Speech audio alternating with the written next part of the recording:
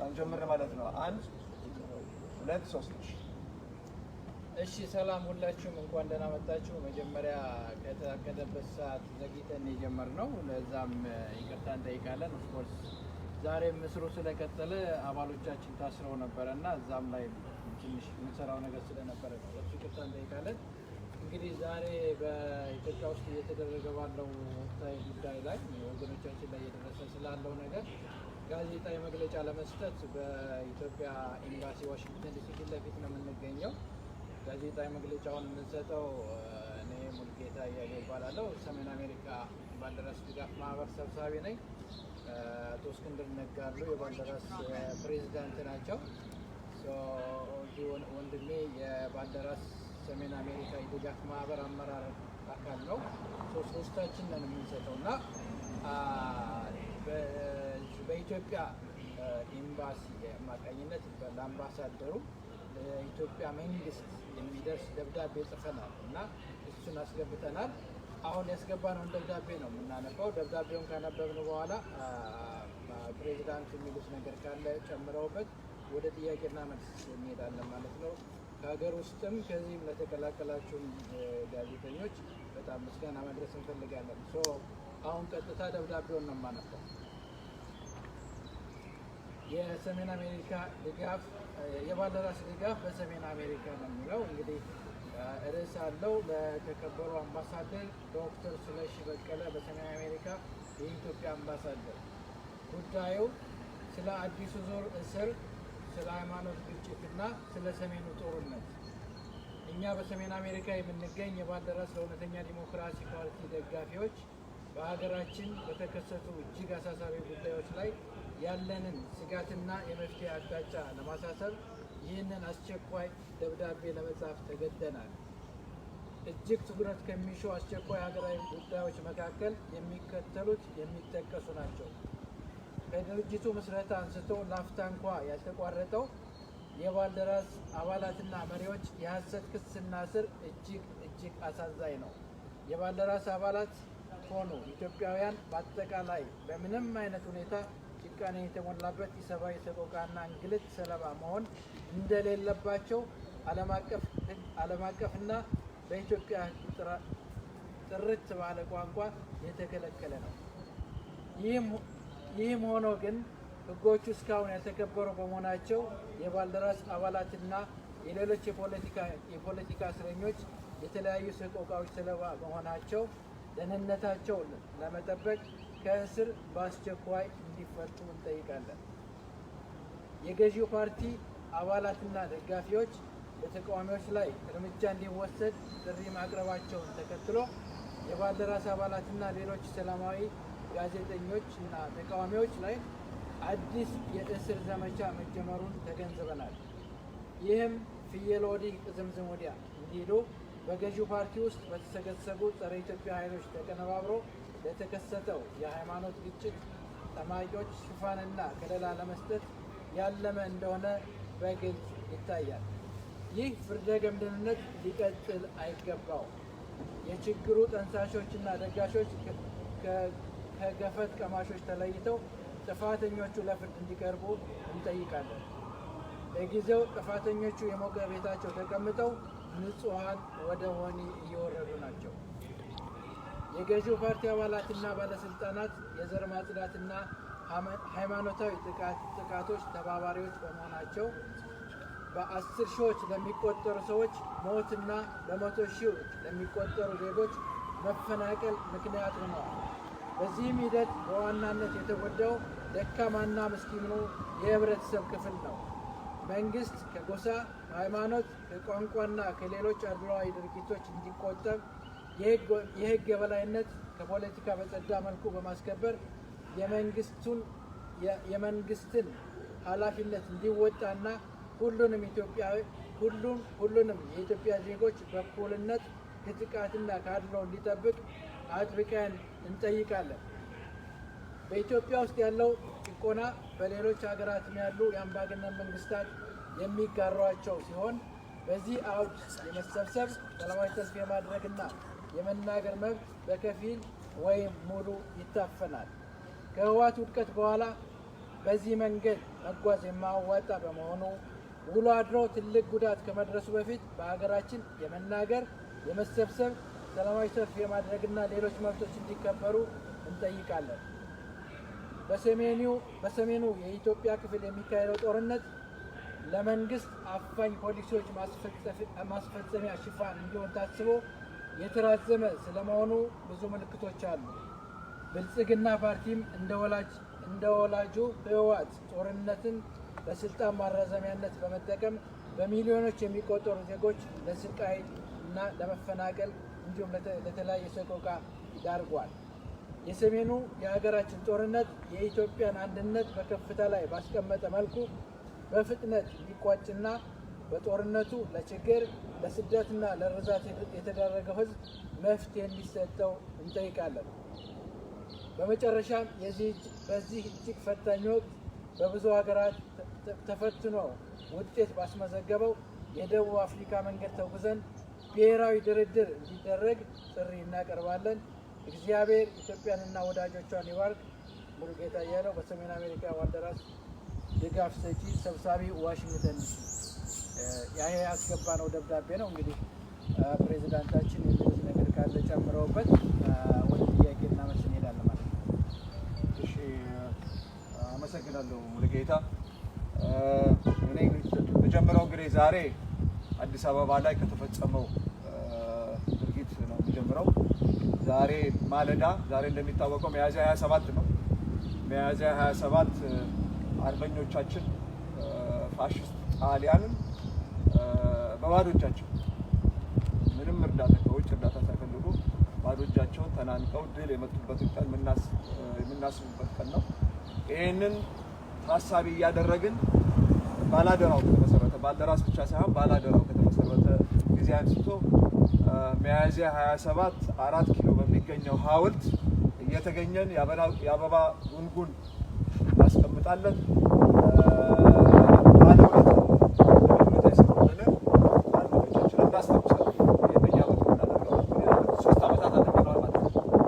በዛው መሰረት አራተኛ ጊዜ ዛሬ ማለዳ የፓርቲያችን ምክትል ፕሬዚዳንት አቶ አምሃ ዳኘው የሚመሩት ቡድን 4 ኪሎ በሚገኘው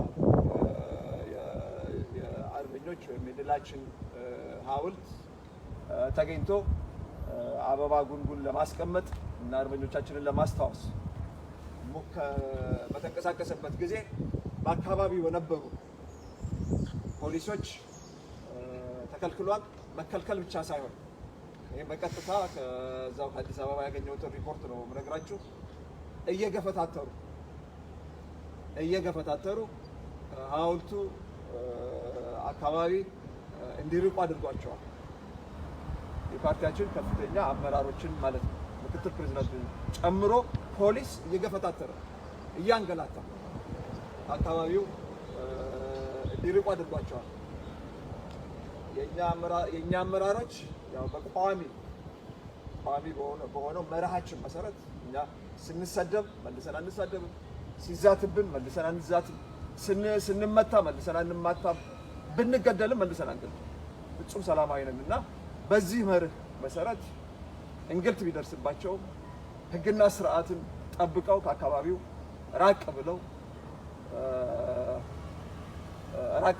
ራቅም ብለው ስለተከሰተ ሁኔታ እዛው ከኛ ጋር የተንቀሳቀሰ የድርጅታችን የኦዲዮ ቪዥዋል ዲፓርትመንት አለ።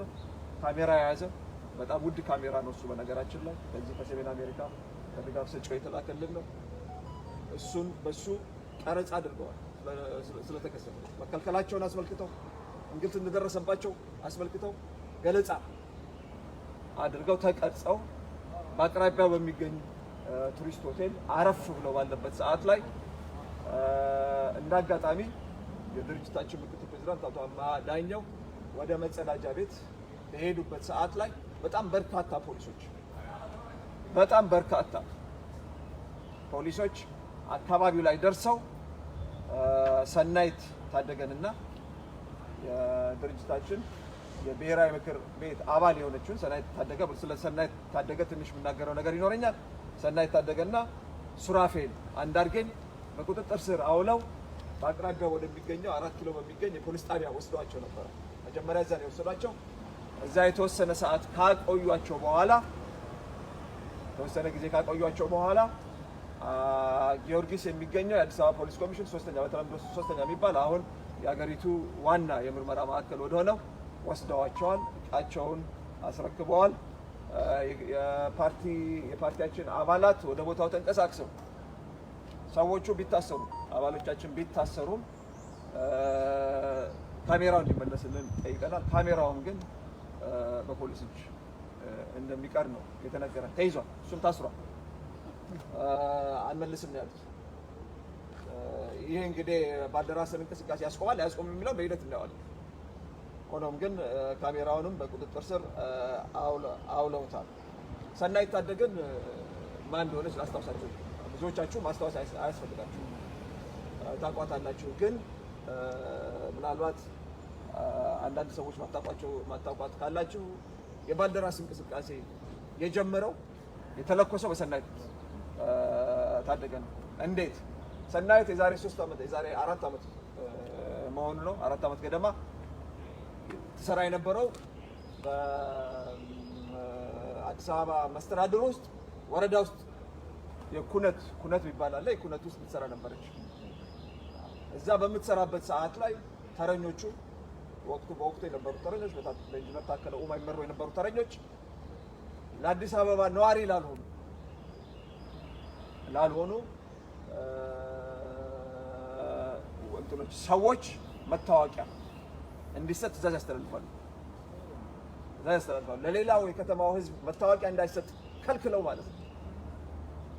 ከልክለው ከተማ ውስጥ ነዋሪ ላልሆኑ ከአዲስ አበባ ውጭ ከአዲስ አበባ መስተዳድር ውጭ በአዲስ አበባ ዙሪያ ላሉ ወጣቶች ወደ ከተማ አምጥተው መታወቂያ እንዲሰጥ ያዛሉ።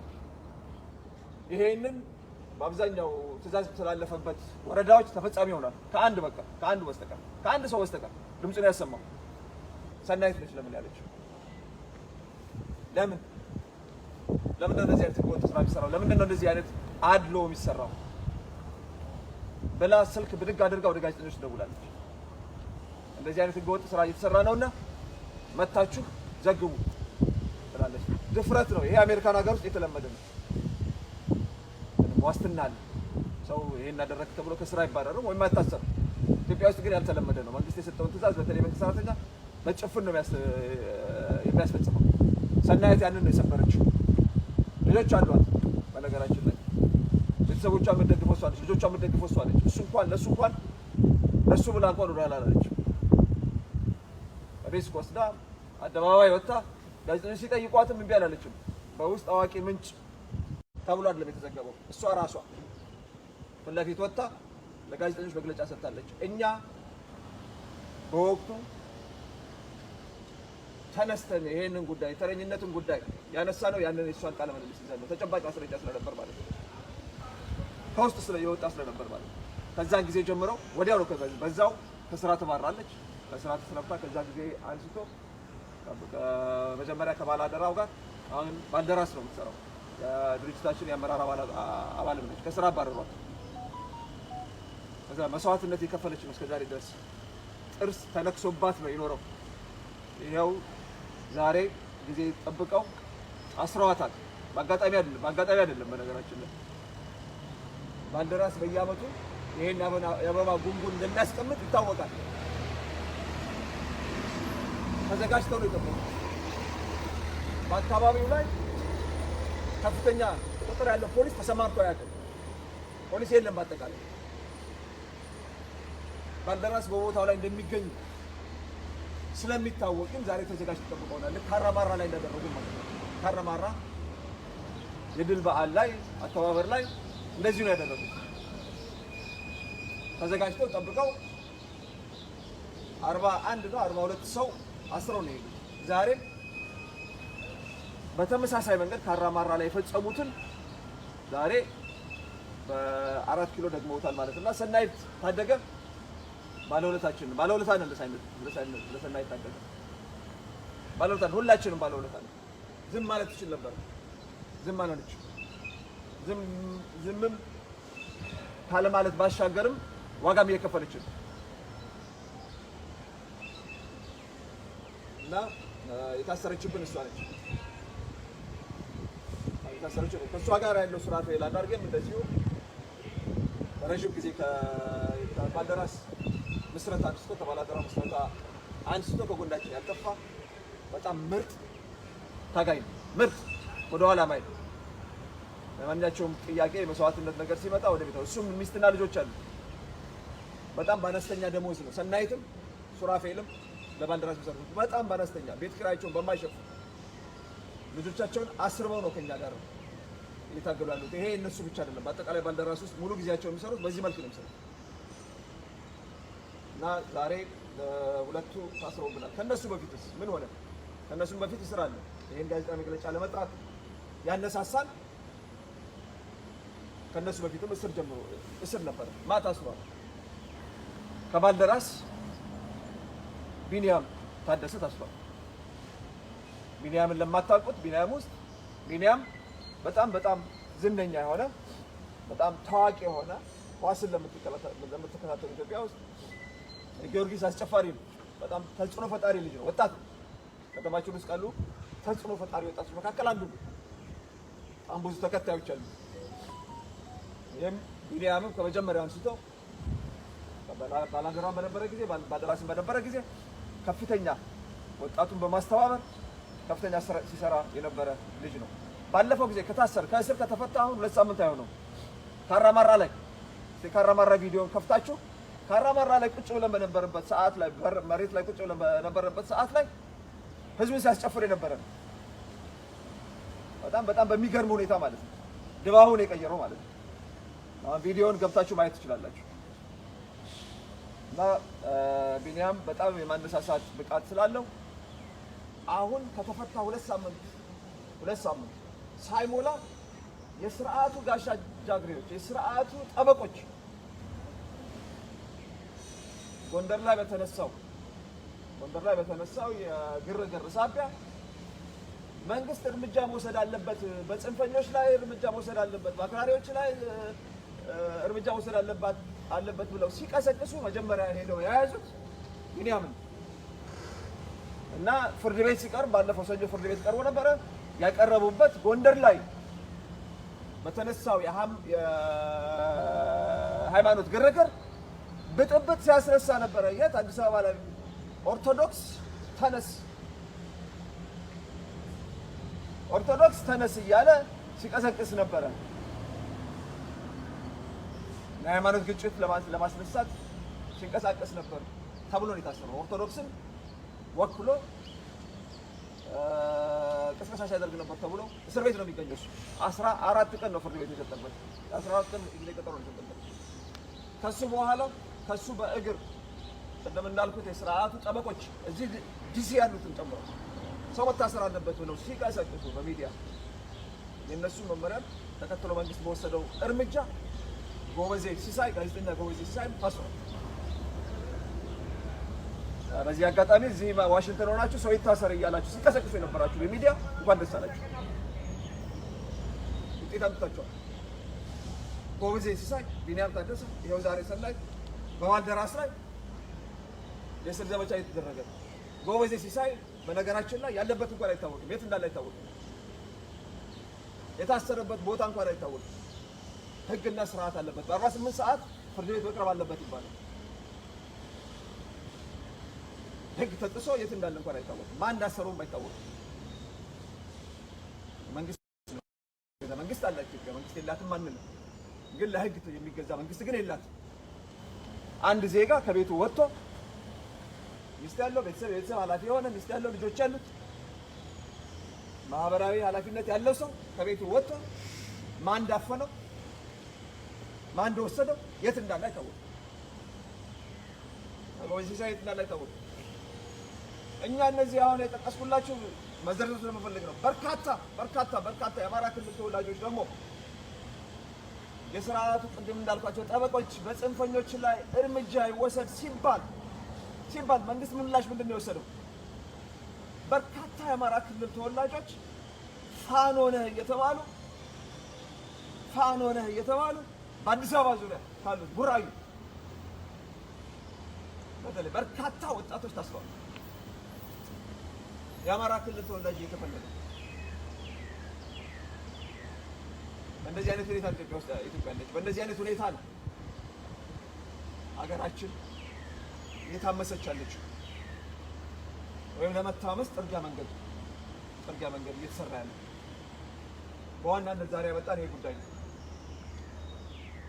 ገና የኢትዮጵያ አንድነት እኮ አደጋ ላይ ነው። ህወሓት ሰራዊት እኮ አለ፣ 200,000 ሰራዊት አለ። ከ200,000 ሰራዊት በላይ ያለ ሀገር አፈርሳለሁ ብሎ የተዘጋጀ እሱ ባልተፈታበት ሁኔታ እንደዚህ አይነት ትርምስ መሀል ሀገር ላይ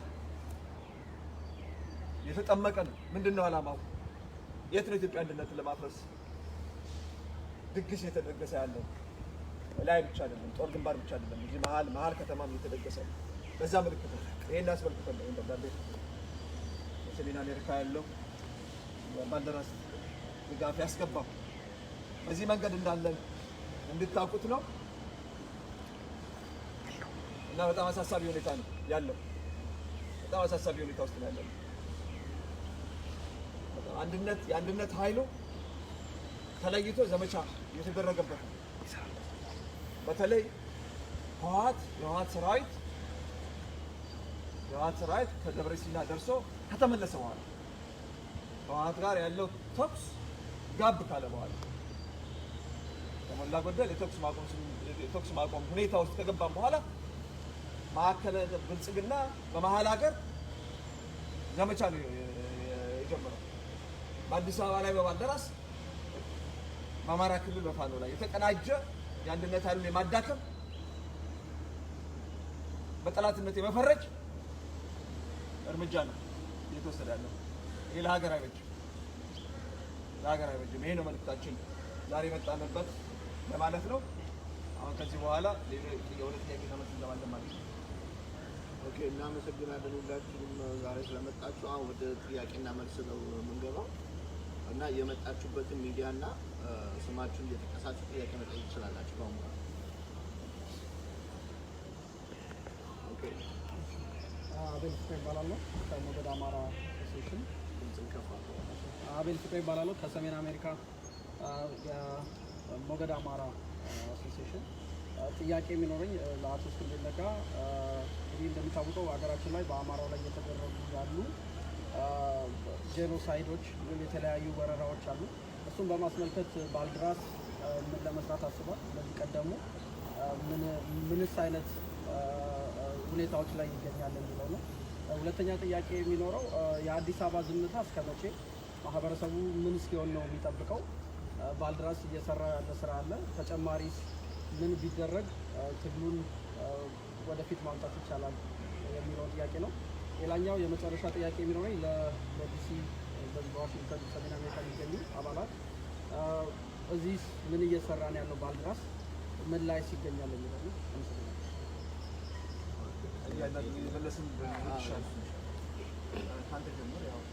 እኔ እንግዳ ነኝ፣ ስለዚህ ከባለቤቶቹን ጀምር። እሺ፣ እናመሰግናለን። የሞገድ ሚዲያ ሞገድ አማራ እንደሚታወቀው የባልደራስ ሰሜን አሜሪካ የድጋፍ ማህበር ከተቋቋመ ቆይቷል። ኦልሞስት 2 ዓመት አልፎታል። በዚህ ጊዜ ውስጥ ብዙ በርካታ ነገሮችን አድርጓል። በዋናነት ውጭ ያለው እንግዲህ ድጋፍ ማህበር ነው፣ ፓርቲ አይደለም፣ ሌላ አይደለም። ዝም ብሎ ትርፋማ ያልሆነ ድርጅት አደረጃጀት የተደራጀ በአሜሪካ መንግስት ተመዝግቦ እውቅና ያለው ፓርቲ ድጋፍ ማህበር ነው። ወደ 14 የሚጠጉ ቻፕተሮች አሉን በተለያዩ ስቴቶች። እነሱን በማደራጀት ባልደራስን ድጋፍ ማድረግ ያለ ዲሞክራሲ ዋናው ዲሞክራሲ ሰላም እንዲመጣ ነው ባልደራስ ይታገላል። ያንን ሙሉ በሙሉ በመደገፍ በፋይናንስም በዲፕሎማሲም ብዙ ስራዎችን እየሰራን ነው። በውጭ ያለውን አባላት እያደራጀን ነው። አዳዲስ ከተሞችን እያደራጀን ነው። ከዚህ ከሰሜን አሜሪካ ውጭ ካናዳም ላይ 2 ቻፕተሮች አሉ፣ ካልጋሪ እና ቶሮንቶ። እነዚያም የኛ አካል ናቸው። እነሱን በማደራጀት እንደሚታወቀው እንግዲህ ዲፕሎማሲ ነው ዋናው ስራችን፣ ውጭ ሆነን ማለት ነው። ባልደራስ እንደሚመለከቱ ባልደራስ ብለው ስሙ ስለሆነ ነው እንጂ ኢትዮጵያ ውስጥ የሚደርሰውን ግፍና ሰቆቃ፣ እስር፣ እንግልት፣ መፈናቀል፣ ሞት እነኚህ ነገሮች በመቃወም ድምጻችንን እናሰማለን። ከኮንግረስ እስከ ሌሎች ድረስ እናናገራለን። አውሮፓም ከአንዶች ጋር በቅርብ እንሰራለን። አውሮፓ ህብረት ውስጥ የተለያዩ ሀገሮች መንግስታት ጋር ግንኙነት በማድረግ ብዙ ዲፕሎማሲያዊ ስራዎች እንሰራለን። ዞሮ ዞሮ ምንድን ነው ለምንድን ነው እንደዚህ የተናገረ? ስለዚህ መንግስት በየቀኑ እንደበግ እየጎተተ ያስለው ደስ ሲለው የሚፈታው ለምንድን ነው የሚለውን ነው ዋናው ቁልፉ ነገር። ስላልተደራጀ እኛ ተደራጅተን አንድ ሆነን ትልቅ ፓወር ቢኖረን መንግስት አይደፍረን እና አሁንም የተደራጁትን አገር ቤት የሚያደርገው ነገር የተደራጁትን ቀና ሲሉ አንገት ማስደፋት ያ እንዳይሆን በውጭ ያለው በጣም ብዙ ነገር ሊሰራ ይችላል። በቅርቡ ዘመቻ እንጀምራለን፣ ከፍተኛ ዘመቻ። ከዚህ በፊት በተለያዩ ነገሮች ሆነ አቶ እና ብይንም ማምኖ ትንሽ ቀጥቀጥ ያለበት ነበር። አሁን እውነቱ ተጋልጦ ወጥቷል። ተቀላቀሉ። ባልደራስ የእውነተኛ ዲሞክራሲ በሰሜን አሜሪካ ድጋፍ ማህበርን ተቀላቀሉ። መደራጀትና መታገል ነው የሚያዋጣው፣ ለውጥ ሊያመጣ ነው። ይህን ለቅሷችንን፣ ሀዘናችንን፣ ቁጭታችንን ወደ ተግባር እንቀይር። ያ ካልሆነ ይቀጥላል እና እሱን ነው ማሳሰብ የምፈልገው። ወደ ሌሎች ቅስቀሳዎች እናደርጋለን። ከስብሰባ ጀምሮ በዛ ላይ ተሳተፉ ነው የሚለው። አመሰግናለሁ። እሺ፣ አመሰግናለሁ። እንግዲህ ጄኖሳይድን በሚመለከት ምን ለማድረግ አስባችኋለን የሚለውን ነው። ትንሽ ለሁለት ከፍዬ ልመልስ። ማለትም እዚህ ባለሁበት ጊዜ አንድ ከአሜሪካ መንግስት ጋር እንገናኛለን፣ ሁለት ከተባበሩት መንግስታት ጋር እንገናኛለን። ሁለቱም ደረጃ በደረጃ ነው የሚሆነው። ሌላ 15 ቀን አለኝ። በእነዚህ 15 ቀናት ውስጥ የሚፈጸም ነው። ከአሜሪካ መንግስት ጋር በአሜሪካ መንግስት በሁለት ይከፈላል። አንድ ኤግዜኪቲቭ ብራንች የምንለው አለ፣ ሁለተኛው ደግሞ ሌጂስሌቲቭ ብራንች የምንለው አለ። ኮንግሬስ ሁለት ክፍሎች አሉ፣ ሴኔት እና ሀውስ ይባላሉ። እነዚህ ሶስቱን የተለያዩ ኤንቲቲዎች ናቸው። ሶስቱንም በራሳቸው መንገድ ነው የምናገኛቸው። እነዚህ ጋር በምንሄድ ጊዜ ሶስት ነገር ነው የምንነግራቸው በባልደራስ ነው። ኢትዮጵያ ጥያቄ፣ የኢትዮጵያ ፖለቲካ ሶስት ዋና አጀንዳዎች አሉት። አንዱ የአንድነት ጉዳይ ነው። ኢትዮጵያ ላይ አንዣበባ ያለው የአንድነት ጥያቄ ነው። የዚህ የአንድነቱ ኢትዮጵያን ለማፍረስ ትልቁ አደጋ አሁን ያለው ከህወሓት በኩል ነው። ይህንን ማወቅ አለባቸው፣ እነግራቸዋለሁ። ኢትዮጵያ እንደ ሀገር መቀጠል እንፈልጋለን ነው የምታገጣለች ሁሉ። ስለዚህ ኢትዮጵያን ለማፍረስ የተደራጀ ትልቅ ሰራዊት ያለው ትልቅ አደጋ ያመጣው ህወሓት ነው። ይህንን ማወቅ አለባቸው። ስለዚህ ኢትዮጵያ መቀጠል አለባት የምትሉ ከሆነ በህወሓት ላይ አቋም መውሰድ አለባቸው። እኛ አቋም እንደወሰድንበት ይሄንን መልዕክት እነግራቸዋለን። ይቀበላሉ አይቀበሉ ሌላ ጉዳይ ነው። ህወሓት አደጋው በአንድነቱ ላይ፣ በብልጽግና ላይ በሁለተኛ ደረጃ ነው። ከብልጽግና ጋር እየጣላ ያለው በዋናነት ብልጽግና ስለፈለገ ሳይሆን ኢትዮጵያን አንድነት መፍረስ ስለሚፈልግ በመንግስትነት ስላለ ነው ብልጽግና እንጂ በዓላማ ስለሚጣሉ አይደለም። በነገራችን ላይ እዚህ ያው ዝርዝር ውስጥ አልገባም። ለማንኛቸውም ኢትዮጵያን ቀጥል እንፈልጋለን ትላላችሁ። ይህን ብለናቸዋል። ተወሰኑትን አግኝተናቸዋል። ይሄ ከምር የምትወስዱት ከሆነ ይሄ እናንተ ኢትዮጵያን ቀጥል እንፈልጋለን ኢትዮጵያን ላለማስቀጠል ትልቁ አደጋ የመጣው ከህወሓት ነው። ስለዚህ በህወሓት ላይ አቋሙ ሰው አንድ ይሄ። ሁለተኛ የጄኖሳይድ አደጋ ነው። ይሄም አለ ኢትዮጵያ ውስጥ ኤትኒክ ክሊንሲንግ ልንለው እንችላለን፣ ጄኖሳይድ ልንለው እንችላለን፣ ግን የዘር ፍጅት አለ። ይሄንም የአሜሪካ መንግስት ይቀበላል። በሚያወጣቸው ሪፖርቶች ላይ የዘር ጥቃት እንድንፈጽም በየዓመቱ በሚያወጡት የሰብአዊ መብት ሪፖርት ላይ ይናገራሉ። ይሄንም ከምር የምትወስዱት ከሆነ በኢትዮጵያ ውስጥ አሁን የጄኖሳይድ አደጋ የጋረጠው ዋናው ደግሞ ሸኔና በኦሮሞ ብልጽግና ውስጥ ያሉት አጋሮቹ ናቸው። ይህንን መቀበል አለባቸው። በእነሱም ላይ አቋም መውሰድ አለባቸው። ሸኔ ላይ አቋም መውሰድ አለባቸው። በኦሮሞ ብልጽግና ላይ አቋም መውሰድ አለባቸው። ዘርፍቺ ዛሬ ምንድን ነው? ሐሙስ፣ ሰኞ ዕለት ምዕራብ ሸዋ ላይ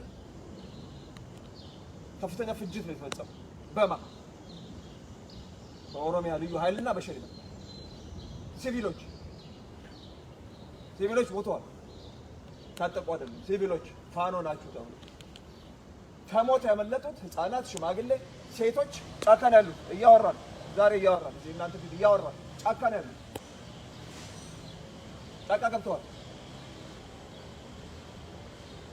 ይሄ ማን ነው የፈጸመ ያለው?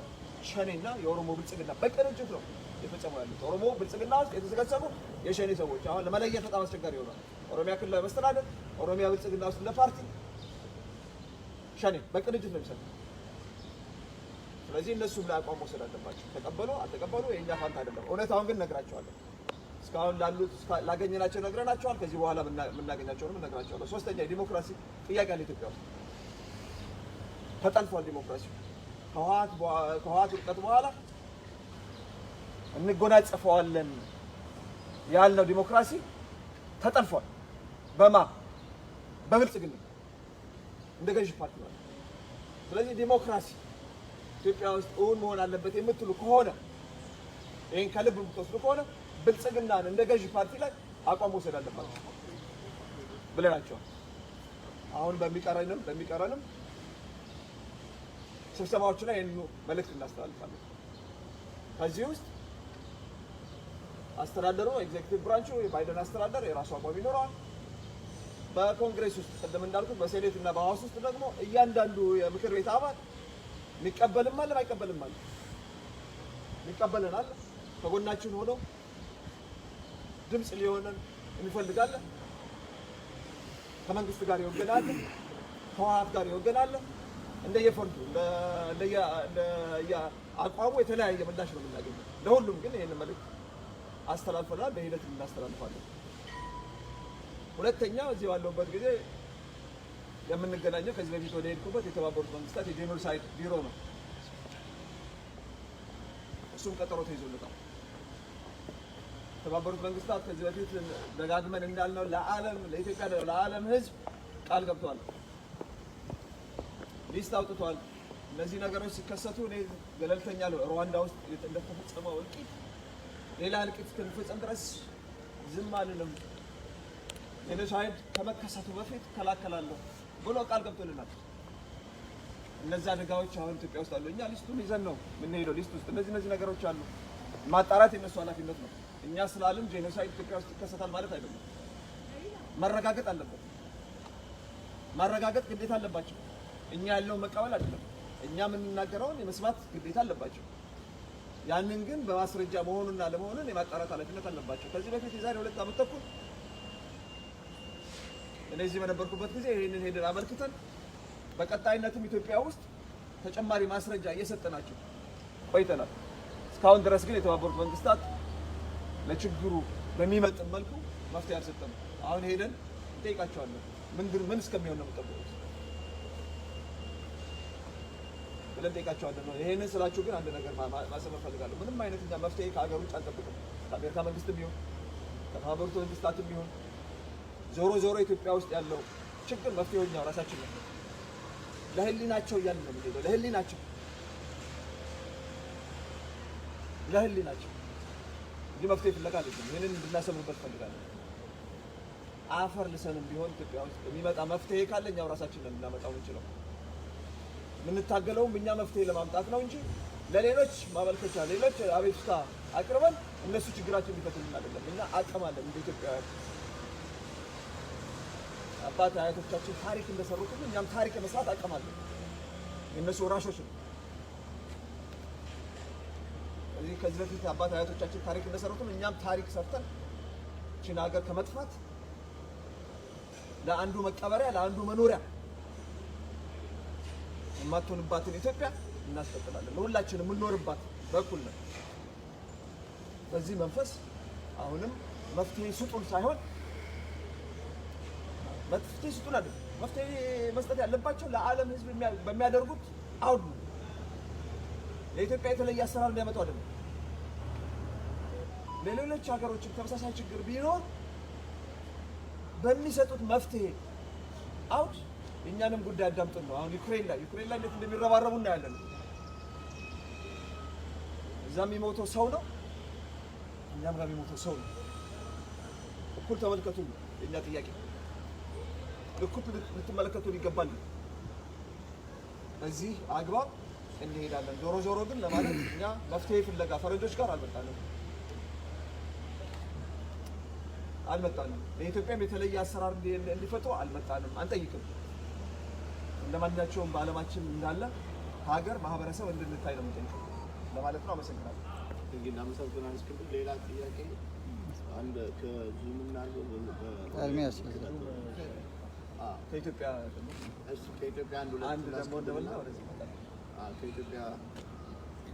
ከኢትዮጵያ ያላችሁ ጥያቄ ካላችሁ ጥያቄያችሁን ማቅረብ ትችላላችሁ። አንድ ሰው ክፈተውና ጥያቄያችሁን መቀጠል ትችላላችሁ። እየሰማን ነው። ቀጥሉ።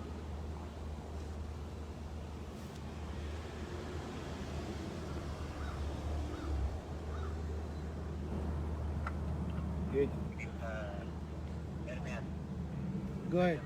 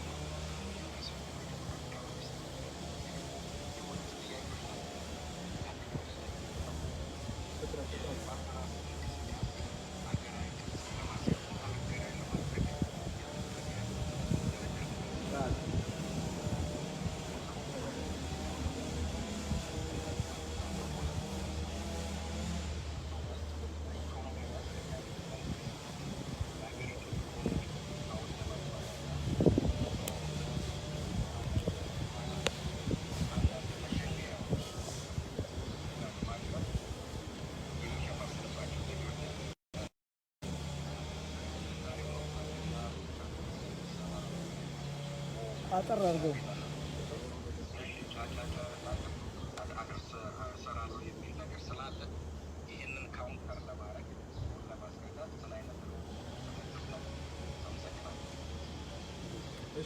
ጥያቄው ምንድን ነው?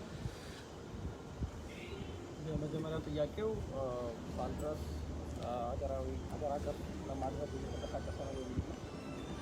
ባልደራስ ሀገር አቀፍ እያደረጋችሁት ፓርቲውን ሀገር አቀፍ እያደረጋችሁት መሆኑ ይታወቃል። በምን ደረጃ ላይ ነው ያለው የሚል ነው የመጀመሪያው። ሁለተኛው ጥያቄ ደግሞ አብይ የራት ግብዣ እያደረገ እያለ የሚጠራውን ጥሪ ወይም የሚደረገውን እንቅስቃሴ ከአገር እይታ ጋር እንዴት ነው የምታዩት የሚል ነው። የራት ግብዣውን በሚመለከት ሀገር ራት ኢኮኖሚ ግብዣ ያደረጉ ነው። እንዴት ይመለከቱታል? ሀገር ኢኮኖሚ የኢኮኖሚ እንትኑን ለመሸፈን እሺ፣ የኢኮኖሚ ድቀትን ለመሸፈን እሺ።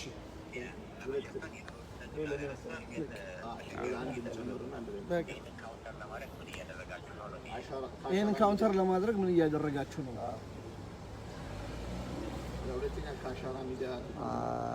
አንድ ታዘበው አሰፋ ነኝ። በመጀመሪያ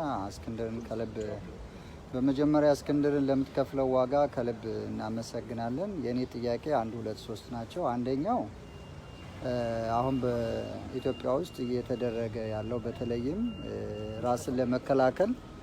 ራስን ለመከላከል የህልውና አደጋ የተጋርጦበት እንደገና በተደረገውም ጦርነት ከፍተኛ መስዋዕትነት የከፈለው በራሱ ከብቱን ሽጦ ጥጃውን ሽጦ መኪናውን ሽጦ ከቤተሰቦቹና ከራሱ ሀብት ገዝቶ መንግስት ሳያስታጥቀው በራሱ ስንቅ በራሱ መሳሪያ ልክ እንደ ቅድመ አያቶቻችን በታገለው ፋኖ ላይ መንግስት በሚወስደው ኢሰብአዊ ድርጊት ወይም የማዋከብ፣ የማፈን፣ የመግደል ባልደራስ ኢትዮጵያዊ ፓርቲ ነው እና ፋኖዎች በእንደዚህ አይነት ሁኔታ መጠቃታቸው ነገ በኢትዮጵያ ውስጥ ራሱን የቻለ አሉታዊ ተጽዕኖ ያመጣል እና በተለይም ሀገሪቱ በብዙ መንገድ ለመወረር ቋፍ ላይ ናትና ለነገ ደጀን ሊሆኑ የሚችሉ ወጣቶች እየታፈኑና እየተገደሉ ነውና ባልደራስ በዚህ ጉዳይ ላይ ምን አይነት አቋም አለው ነው። ሁለተኛው እስክንድር እዚህ በቆይታህ ብዙ ኢትዮጵያውያኖች አሁን ኢትዮጵያ ውስጥ የነበረውን ለውጥ አንተ እንዳልከው እንደተቀለበሰ ከ75 ከ80% ዘግይቶ አውቋል እና መጀመሪያ ላይ ስትመጣ በነበረው ስብሰባ አዳራሽ ሞልቶ ሰዎች ሳያገኙ ሂደዋል። አሁን በመጣህበት አጋጣሚ ኢትዮጵያውያኖችን ለማወያየትና ስብሰባ ለማድረግ እቅዱ አለ ወይ ነው። ሶስተኛው በኢትዮጵያ ውስጥ ያለው ችግር በአንድ አንተ የሚገባህን ከሚገባህ በላይ አንተና መሰሎቻችሁ ዋጋ እየከፈላችሁ ነው። ግን የኢትዮጵያ ችግር ሌላውም ኢትዮጵያዊ ካላገዛችሁ ሸክሙ ከባድ ነው የሚሆነውና ከምርጫ በፊት ለምሳሌ እንደ አብን አይነት ድርጅቶች ጋራ ትብብር ፈጥራችሁ ነበር። ያ ትብብር በወቅቱ ትክክል እንዳልሆነ ብዙ ሰዎችም በግለሰብም ደረጃ ሀሳብ የሰጠን ሰዎች ነበርን። በሂደትም ያመጣውን ጉዳት አይተዋል። አብን አሁን የመንግስት የስልጣን ተጋሪ ሆኖ እንዲሁም በክልሉ የሚንቀሳቀሱ ፋኖዎችን ከሚያስጠቆው አካላቶች አንዱ አብን ሆኖ ነው የተገኘው። ነገር ግን ከአብን ውስጥ የውስጥ ሪቮሉሽን ለማካሄድ ትግል እየተካሄደ ነው። ያ ሪቮሉሽን የሚያካሄደው ኃይል ደግሞ የነበረው አመራር ምን አይነት ድክመት እንዳለበት አይቶ ገምግሞ የሄዳችሁበት መንገድ እና የተጋራችሁት ስልጣን ትክክል አይደለም በሚል እየገፋ ስለሆነ እንደነዚህ አይነት ኃይሎች በጉባኤ ውስጥ ተመራጭነት ኑሯቸው ቢመጡ ወደፊት ትብብር ለማድረግና የኢትዮጵያን ጉዳይ በብዙ ኢትዮጵያውያኖች ጋራ በባልደራስ አቅምና ጉልበት ብቻ ሳይሆን ሌሎችም እንደየፍላጎታቸው እንደየሀሳባቸው የሚሳተፉበት ኢትዮጵያዊ ሀገር አድን መድረክ የመፍጠር ህልሙ አላቸው ወይ? ይሄንን ስል ትናንትና በአዲስ አበባ ውስጥ ታደርግ የነበረውን ነገር እንደ ብድም ሊያዩህ እነከሌ ያሻግሩናል ያሉት ሰዎችም ወጣው ይቅርታ ባይጠይቁ ከራሳቸው እንደ ኢዜማ አይነት ፓርቲ ውስጥ ከራሳቸው ውስጥ የተከተልነው መንገድ ትክክል አይደለም በሚል በይፋ መግለጫ እየሰጡ ነውና ከዛም ውስጥ ሪል የሆነ ለውጥ አድርገው ወይም ደግሞ የኢዜማም ሆነ ሌሎች ፓርቲዎች የምናደርገው የውስጥ ትግል ትክክል አይደለም፣ እንደነ እስክንድር መልስ የሚሰጥ ትግል ማካሄድ አለብን፣ እንደነሱ አርያ መሆን አለብን፣ ከነሱ ጋር መተባበር አለብን እያሉ በግለሰብም በድርጅትም ደረጃ እየተናጠሉም ሆነ እንደ ድርጅት የሚመጡና ትብብር ለመፍጠር ቢፈልጉ ወደፊት ኢትዮጵያን ለማዳን ትብብር የመፍጠር እልሙና ፍላጎቱ አላቸው ወይ ለማለት ነው። ይቅርታ ስላረዘምኩት። ምናልባት ቦሌ በተነሱ ጥያቄዎች ላይ የምትለው ነገር ካለ አስተያየት ስጥና ከዚያ በኋላ ይገባል። እኔ ብዙም የምለው የለም። ነው አንደኛው በተለይ ሶስት ናቸው። ሁለተኛው የሚለው ላይ እና እሱ በዋናነት እዚህ የመጣው እስክንድር ቤተሰቡን ለመጠየቅ ነው። ግን ቤተሰቡን ለመጠየቅ በመጣበት ሰዓት እዚሁ በዙሪያው ያሉ አንዳንድ እንቅስቃሴዎችን እያደረገ ነው፣ ዲፕሎማሲም ሌሎች እዚህ በሚቆይበት ሰዓት አጋጣሚውን በመጠቀም የሰሜን አሜሪካ ባልደራስ እና የዲሲ ቻፕተር አንድ ላይ በመሆን ህዝባዊ ስብሰባ እንጠራለን። ቀኑንና ቦታውን በቅርብ እናሳውቃለን። ግን አንድ ስብሰባ ይኖራል። መጨረሻቸው መስተካከል ያለባቸው ነገሮች ስላሉ ነው። በእርግጠኛነት ግን ዲሲ አካባቢና በዙሪያው ካሉ ከተሞች ለሚመጡ ሰዎች ስለ ወቅታዊ ጉዳይ ኢትዮጵያ ስላለችበት ሁኔታ ከህዝብ ጋር ብዙ ውይይት ያደርጋል፣ ሰፊ ውይይት ያደርጋል። እሱ በጉጉት የሚጠበቅ ነው። እሱን እናደርጋለን። እንግዲህ ሌሎች ናቸው እሱ ለሚሳቸው ሁለቱ። እሺ፣ ከኢትዮጵያ ተጠየቀው ልመለስ ልነሳና አመሰግናለሁ። ሁሌ ባልደራስ ሀገር አቀፍ ፓርቲ ነው ለማድረግ ምን እንቅስቃሴ እያደረገ ነው፣ ምን ደረጃ ላይ ይገኛል የሚለውን በአጭሩ ምንም የፊርማ ማሰባሰቡ 10,000 ፊርማ ይጠይቃል።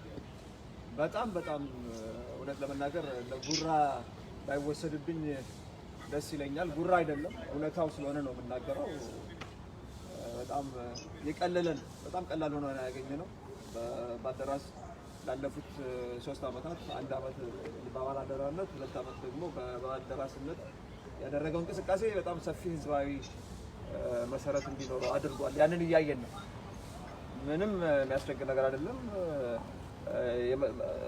እርግጥ ወደ አርባ ምንጭ ተንቀሳቅሰን በነበረበት ጊዜ የፊርማ ማሰባሰቡን ማስጀመር ፈልገን የነበረው ከደቡብ ኢትዮጵያ ነው፣ ከአርባ ምንጭ ነው። እዛ ላይ ለእስር ተዳርገናል፣ ዲፖርትም ተደርገናል። ከአርባ ምንጭ ወደ አዲስ አበባ ዲፖርት ተደርገናል። ከአሜሪካን ሀገር ዲፖርት ሳልሆን ከአርባ ምንጭ ዲፖርት ብኛለሁ። ለማንኛቸውም ነገሩ አሜሪካኖች ጥሩዎች ናቸው። ዲፖርት አያደርጉም ሰውና በተለይ አበሻ ጥሩ። በዚህ ላመሰግናቸው እፈልጋለሁ። ኤኒዌይ በጣም ጥሩ ነው። ውስጥ ለውስጥ እየተሰራ ነው። አሁን አዲስ አበባ ላይ የሚጀመር ይፋዊ እንቅስቃሴ አለ። እሱ አርብ ይጀምራል፣ ነገ ማለት ነው። ነገ የሚጀምር እንቅስቃሴ አለ። በዚህ አጋጣሚ የከተማዋ ህዝብ ያንን እንቅስቃሴ እንዲቀላቀል ጥሪ ማቅረብ ፈልጋለሁ። በከተማ ውስጥ የሚዘዋወሩ እና ፊርማ የሚሰበስቡ የባልደራስ አባላት አሉ። እነሱ ሲመጡ እንዲተባበር ጥሪ ማስተላለፍ ፈልጋለሁ። እንዲሁም በዋናው ቢሮአችን ውስጥ እንደዚሁ ምዝገባ እናደርጋለን። ወደዛም እየመጣችሁ እንድትመዘገቡ ጥሪ ማቅረብ ፈልጋለሁ። በቀጣይነት ወዳኛው ሳምንት ባህር ዳር ላይ ይፋዊ የፊርማ ማሰባሰብ እንቅስቃሴ እንጀምራለን። የባልደራስ እንቅስቃሴ እንጀምራለን። ባህር ዳር ከአርባ ምንጭ ቀጥሎ ወላይታ ሰዶ ነበር ያሰብነው፣ እዛም ተከልክለናል። ከወላይታ ሰዶ ቀጥሎ ባህር ዳር ነበር እቅድ ላይ ያለው። ስለዚህ ቀጣይ የሚቀጥለው ሳምንት ውስጥ የፓርቲያችን ከፍተኛ አመራር አባላት ወደ ባህር ዳር ይሄዳሉ። ባህር ዳር ላይ ይፋዊ እንቅስቃሴ እንጀምራለን ማለት ነው። ይሄ እንቅስቃሴ የሚጀምረው ፊርማ በማሰባሰብ ነው፣ ቢሮ በመክፈት ነው። የክልሉን አመራር አባላት እና ተጠሪ በማስተዋወቅ ነው እና እነዚህ ሂደቶች በባህር ዳር ይቀጥላሉ። እዛም ያለው ህዝብ እንግዲህ እንዲጠብቀን ጥሪ ማስተላለፍ ፈልጋለሁ። በተደጋጋሚ ጥያቄዎች እንደመጡ ይታወቃል ከዛ አካባቢ፣ አሁን ብቻ ሳይሆን ከመጀመሪያው አንስቶ። ስለዚህ ለዛ ምላሽ የሚሰጥበት ተጨባጭ ወቅት ላይ ደርሰናል። ይሄን አስመልክቶ አሻራ ሚዲያ ያቀረበልኝን ጥያቄ አለች እና ወደዛ ልስለን ኢትዮጵያን ያለውን ካልጨርስ እመለስበታለሁ ከዚህ ጋር ስለሚገናኝ። አብን ላይ ምን ትላለህ? የአብን እንቅስቃሴ ምን ትላለህ ላልከው ነው። ከዚሁ ጋር ስለሚንቀሳቀስ ነው። እንግዲህ የአብን የውስጥ ጉዳይ ላይ እንትን አልሰጥበትም፣ አስተያየት አልሰጥበትም፣ የድርጅት ጉዳይ ስለሆነ። ሆኖም ግን ገዢው ፓርቲው ጋር ጥምረት መፍጠር ይገባል አይገባም በሚለው ላይ ግልጽ የሆነ የአቋም ልዩነት አለ። ስለዚህ አሁን ወደ አማራ ክልል ልንገባ ነው። የሚቀጥለው ሳምንት ህዝብ ይፍረዳል። የአማራ ህዝብ ይፈርዳል። አብን የያዘው መንገድ ትክክል ነው ወይስ ባልደራስ ነው የያዘው ትክክል የሚለው የአማራ ህዝብ በተግባር ምላሽ የሚሰጥበት ወቅት ላይ ደርሰናል። ስለዚህ ተግባር ይለየናል ማለት ነው። ኢዜማን ተፎካካሪ አይደለም። አማራ ክልል ላይ ሌላ ቦታ ላይ ተፎካካሪ ግን አማራ ክልል ላይ ተፎካካሪ ስላልሆነ የሚታወቅ ስለሆነ በኢዜማ ላይ አስተያየት አልሰጥም። አብን ግን አማራ ክልል ላይ ድጋፍ እንደነበረው እንዳለውም እናውቃለን። ሆኖም ግን ሌላ አማራጭ ካለ መተናል ባልደራስ መጥቷል እና በሂደት እናያለን። ከሚቀጥለው ሳምንት ጀምሮ የህዝቡ ምላሽ ሁላችንም አብረን እናያለን። በዛው አጋጣሚም ደግሞ የአማራ ብልጽግናም ብአዴንም ምላሹ ላይ ሆነ እሱ የሚያዘው መንገድ ትክክል ነው ትክክል አይደለም የሚለው በተግባር ሁላችንም እናይ ይሆናል። የህዝብን ብይን እንቀበላለን። ከኛ ጀምሮ ተሳስታችኋል አልፈልጋችሁም ሊለን ይችላል። እሱም ከሆነ የህዝቡ ምላሽ እንቀበላለን፣ እንታረማለን፣ እናስተካክላለን፣ በተግባር እናየዋለን ማለት ነው ፈልገው። ከዛው ጋር የራት ግብዣ አለ። በጠቅላይ ሚኒስትሩ በኩል የሚካሄደው የፓርክ ግንባታ አለ፣ የመናፈሻ ግንባታ አለ። ሀገሪቷ በአራት በኩል ተወጥራለች። እርስ በርስ ጦርነት ታመሰች ነው። የኑሮ ውድነት ህዝቡን በተለይ ከተማው ህዝብ እንዲራብ የመራብ ጫፍ ላይ አድርሶታል። የገጠሩ ህዝብ ላለፉት 50 ዓመታት ህይወቱ አልተሻሻለም ብሎ ወደኋላ ነው የሄደው። በነገራችን ላይ ላለፉት 50 ዓመታት ገጠር ያለው ብዙሃኑ ህዝባችን የኢኮኖሚው ዋልዮሽ ብሎ ነው የሆነበት። በዚህ ሂደት ውስጥ ሁሉ ገዢዎቻችን ግድ ብሏቸው አያውቁም። በተቃራኒው በደርግ ጊዜ አይተነዋል፣ በህወሓትም ጊዜ አይተነዋል። ህዝቡ እየተራበ እነሱ ውስኪ ወደ ሀገር ውስጥ እያስገቡ ውስኪ ይራጫሉ። አሁንም ይህንኑ ታሪክ ኦህዴድ እየደገመው ነው። ግን ኦህዴድ ይህንን መድገሙ አይገርመኝም። የህወሓት ልጅ ነው እንዳባቱ ቢሆን ልጁ እንዳባቱ ቢሆን ምን ይገርመናል? አባቱም ህዝብ ተርቦ እኮ ውስኪ ሲራጭ ነበር። ልጁም ያንን ታሪክ ይደገማል። ስለዚህ ልጅ እንዳባቱ መሆን ይጠበቅበታል ለማለት ፈልጋለሁ። ከዛ ባሻገር ፋኖ ወደ አሻራ ሚዲያ ጥያቄ ስገባ መጨረሻ ላይ ግን ይህን ስል ይሄ ይቀጥላል ማለት አይደለም። ይህች ሀገር በህዝቧ እጅ እንደምትገባ ምንም ጥርጣሬ የለኝም። የጊዜ ጉዳይ ነው። አጭር ጊዜም ይመለሳል ባንልም ግን መጨረሻው ዞሮ የኢትዮጵያ ዕጣ ፈንታ በህዝቧ በገዢዎች ሳይሆን በጥቂት አምባገነኖች ሳይሆን በህዝቧ እጅ ይገባል። ያኔ እንደዚህ አይነት ለበጣዎች፣ እንደዚህ አይነት ፌዞች፣ እንደዚህ አይነት ድርጊቶች እልባት ያገኛሉ ማለት እፈልጋለሁ። ሌላ ወደ አሻራ ሚዲያ ጥያቄ ልግባና ፋኖ ላይ ስለሚፈጸመው እርምጃ ምን ትላለህ ያልከው ነው። ፋኖና ባልደራስ ላይ የሚፈጸመው ዘመቻ የተቀናጀ ነው። ፋኖ ላይ ለብቻው የሚደረግ አይደለም፣ ባልደራስ ላይ ለብቻው የሚደረግ አይደለም። በተመሳሳይ ጊዜ ለተመሳሳይ ግብ ነው ዘመቻ የተከፈተው። ቅድም ብያለሁ፣ ህወሓት ወደ ኋላ ሲገፋ በቃ ጦርነቱ አልቋል፣ ከዚህ በኋላ አንድነት ኃይሉን አንፈልግም ነው ኦህዴድ የሚለው። ፌዴራሊስት ኃይሎች ከአንድነት ኃይሉ ጋር መፋታት አለብን። ህወሓትን ለመመከት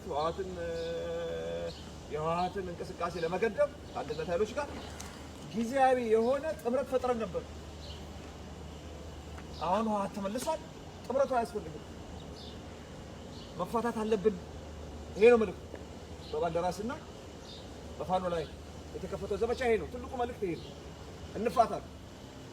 በቃ ህወሓት ጋር ያለው ጦርነት አብቅቷል። ከዚህ በኋላ ጦርነት አይኖርም በሚል እሳቤ ነው የሚያደርጉት። ይሄ ትክክል ነው ወይ? ህወሓት ከዚህ በኋላ እርግጥ ወደፊት ሌላ የማጥቃት ዘመቻ አይከፍትም ወይ የሚለውን አብረን እናያለን። እኛ አይመስልም፣ ባልደራስ አይመስልም። አላለቀም። ህወሓት አድብቷል። ዝግጅት እያደረገ ነው። እንቅስቃሴ ያደርጋል። ያን ጊዜ አሁን የተያያዘው ፖሊሲ የሚያስከትለውን ውጤት በተግባር እናየዋለን። እኔ ባልደራስ የሚተው ችግር የለውም። በፋኖ ላይ ግን አሁን መንግስት የሚያደርገው ነገር ምን አይነት ውጤት ያመጣል የሚለው እኔ ያሰጋኛል። እንዳንድ ኢትዮጵያዊ በጣም ያሰጋኛል። ባልደራስ እኛ ችግር የለውም። ከተመሰረትን ጀምሮ መንግስት ጀምሮ ከስሩ ጠፍተን አናውቅም። አሁንም እዛው ነን ያለነው። ችግር የለውም። በፋኖ ላይ ግን በሳት ጨዋታ ነው። በኢትዮጵያ አንድነት ጨዋታ ነው። ቁማር ነው። እኛን ይሰሩ ችግር የለውም። እኛ ዋጋ አለን። ፋኖን ባይነኩት ደስ ይለኛል። ፋኖን ባይነኩት ደግሞ ምንድን ነው ኢትዮጵያ አንድነት ሊፈርስ ስለሚል ፌዴራል ሰራዊት ብቻውን ከህወሓት ጋር ሲዋጋ የደረሰበትን ችግር ስለምናውቀው ማለት ነው። ያ ነገር ዳግም እንዳይከሰት ነው መሰለኝ። ስለዚህ እኛ ግድ የለም፣ እኛ እንታሰራለን አለን። የት እንሄዳለን?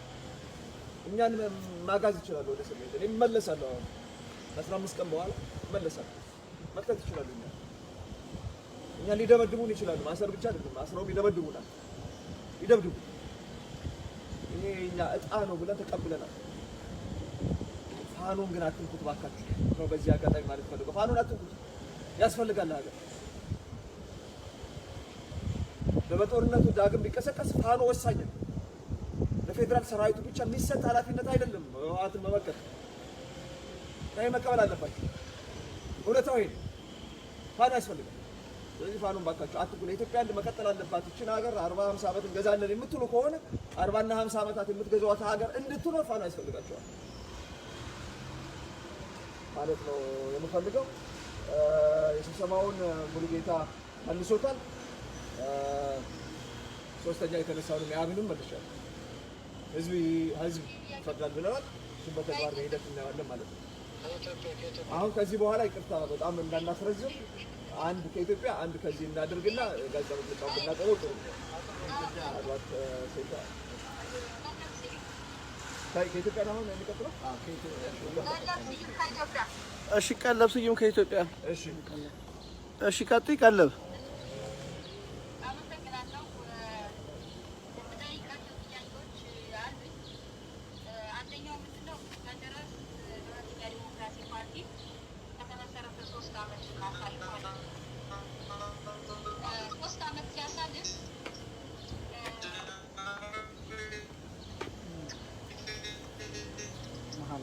ኔትወርክ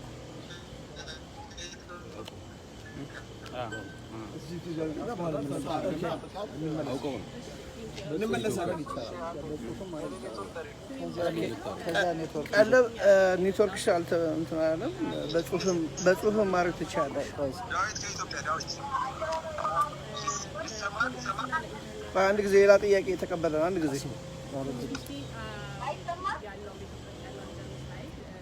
አንድ ጊዜ ጠብቂ። ቆይ ሌላ ጥያቄ የተቀበለ ነው። ትንሽ ጠብቂ። ቆይ እነግርሻለሁ። አንዴ ጠብቁ። ሁሉ ይሰማል። ጠብቁ። ሁመን ራይትስ የወጣው መግለጫ ፋኖን እንዴት ነው እንደ መንግስት አደረጃጀት አድርገው ነው እያሉት ያለው እና ያንን አደረጃጀት ስሙን ለማንጻት እና የአደረጃጀት ምን አይነት አደረጃጀት እንደሆነ እንደ አጀንዳ አድርገህ ለማቅረብ አስባለሁ። አንደኛው ጥያቄ። ሁለተኛው ጥያቄ ደግሞ አዲስ አበባ እንደማደግ የአዲስ አበባ ጉዳይ ያገባኛል ብዬ አስባለሁ። አሁን በወጣቱ ላይ የሚደርሰው ነገር ነው። በዩኒቨርሲቲ ተቋሙ ውስጥ የሚሆን ይገኛል። ወጣቱ በቃል ብሎ እንዳይነሳ የሚያቆመው ነገር አለ። ጀስት በላስት 6 መንዝ እንኳን በሆነው ነገር ኤክስፔክት ትልቅ አፕራይዝ አዲስ አበባ ውስጥ ይደርሳል ብለን እናስብ ነበረ። እነሱ ነገሮች እንደሆኑ አይደለም።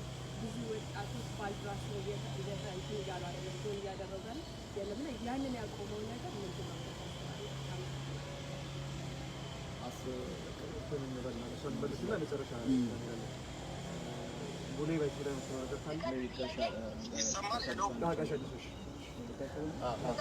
አንድ ጊዜ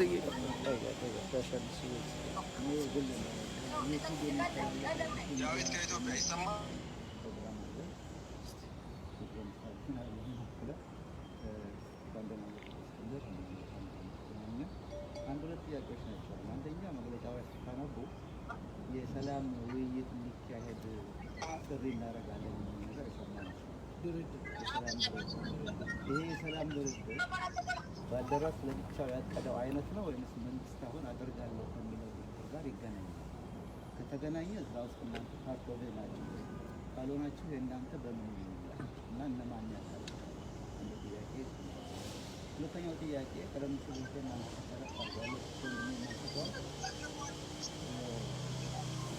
የአዲስ አበባ ዝምታ በዛ የሚል ነገር አልፋል ለማዝራ ሰላማዊ ትግል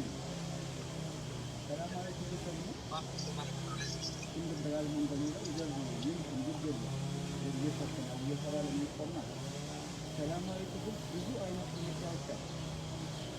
ስራ ማቆማልና ህዝቡን ቤት ወንጀል ጥሪ የማድረግ የመሳሰሉ እንዲህ አይነቱ ዝምታ የትም ሊያደርስ አይችልም እና በአዲስ አበባ ውስጥ የሚደረገው ግብ ቀላል አይደለም እና የዝምታው ምንድን ነው? ሰላማዊ ትግል እስከምን ድረስ ሆነ? ሰላማዊ ትግል የሚለው ትርጉሙ እስከሚጠፋ ድረስ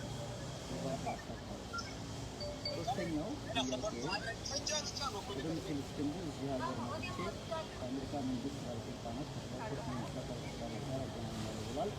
አይኖ ሊያደርገው ይችላል። እዛ ላይ ከሚጠይቀው በአጽንኦት የሚጠይቀው ነው ኢትዮጵያ ዲሞክራቲክ ሀገር እንድትሆን ከተፈለገ እርምጃ መውሰድ አለባቸው በሁለት አካላት። በአንደኛ ደረጃ ኩራት ብልጽግና፣ ሁለተኛ ደረጃ ለእኔ ይሄ ፕራዮሪቲ በጣም ያስገርማል። የባልደራስ አካሄድንም ጥያቄ እንዳስገባ ያስገርማል። ዛሬ አዲስ አበባ ውስጥ ሰው የሚታሰረው በቲፒኤልኤፍ ነው። በወለጋ አማሮች የሚጨፈጭ በቲፒኤልኤፍ ነው። የአዲስ አበባ አስተዳደር አሁን ስልጣን ላይ ያለው መንግስት ለመሆኑ በኢትዮጵያዊነት መጀመሪያ ቃል እንደተገባው በዛ አይነት እየሄደ ነው። ጋዜጠኞችን የሚያስለው ቲፒኤልኤፍ ነው። ጎበዜ ፍሳይን የሰረቀው እኔ መንግስት አሰራው አለ ጎበዜ ተሰረቀ ነው። ምክንያቱም በአጥር ዘሎ የገባ ሌባ ነው። እንዲህ አይነቱን እናደርገው ማለት እንዴት ነው ቀዳሚ እርምጃ በቲፒኤልኤፍ ላይ ውሰዱ ማለት ፕራዮሪቲያችን በምን መንገድ ነው? ይሄ ቲፒኤልኤፍን አንደኛ የኢትዮጵያ ጠላት አይደለም አሉ በዚህ ያደርጋል እሱ ነው። ግን በአሁኑ ሰዓት ኢትዮጵያ የምትታማ ሰው ሲሞት እግዚአብሔር ያጽናን መባል ቀርቶ መቀለድና ሌላ ነገር መስራት የሚታየው በማን ነው? እና ይሄ ነገር በጣም ያሳዝናል። እና ከዚህ ቀደም እናውቃለን እነ ማለት ከፍተኛ የነበረበት እንትን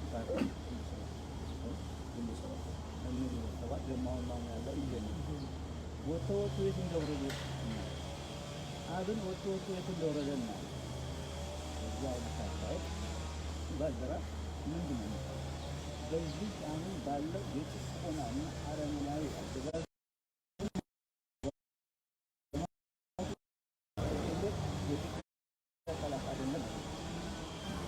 የኢትዮጵያ ትልቁ ጠላት በአሁኑ ሰዓት አገሪቷን ወደ አለመኖር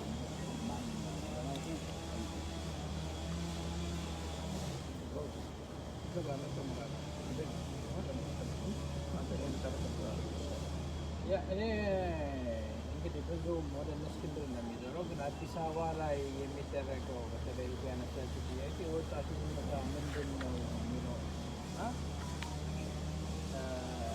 አዲስ አበባ ላይ በጣም መንግስት ትኩረት አድርጎ እየሰራው አዲስ አበባ ላይ አዲስ አበባን ከተነጠቅ ሌላውን ማጣን ብሎ ገምቷል። ታስታውሱ እንደሆነ ጠቅላይ ሚኒስትሩ ሳናጣራ እናስርም እስር ቤትን ሙዚየም እናደርገዋለን ምናምን እያሉ ፕሮሚስ ከገቡ በኋላ ያነጣጠሩት አዲስ አበባ ላይ አዲስ አበባም በተለየ ባልደራስ ላይ ጦርነት ውስጥ እንገባለን ብለው በግልጽ ነው ያወቁት። ያንን ጦርነት ቀጥለውበታል እና የአዲስ አበባ ሕዝብ ማሸማቀቅ ሌላውን እነ እስክንድር እንግዲህ የአክቲቪዝም ስራ ሲሰሩበት የነበረውን ታውቁታላችሁ። አዲስ አበባ ላይ ምን አይነት ዘመቻ ነው?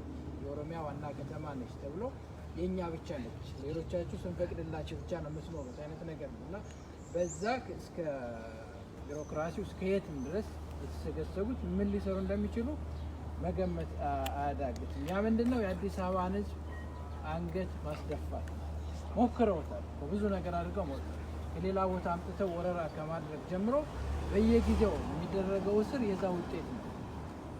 በተቀማጠም እስከ መግዛት ሌሎች ተቃዋሚ የምንላቸው ግን ተቃዋሚዎችን የሚቃወሙ በመንግስት በጀት ተመድቦላቸው በጀት ያላቸው ለህዝብ የቆሙትን የገቡትን ቃል አጥፈው የመንግስት አጋር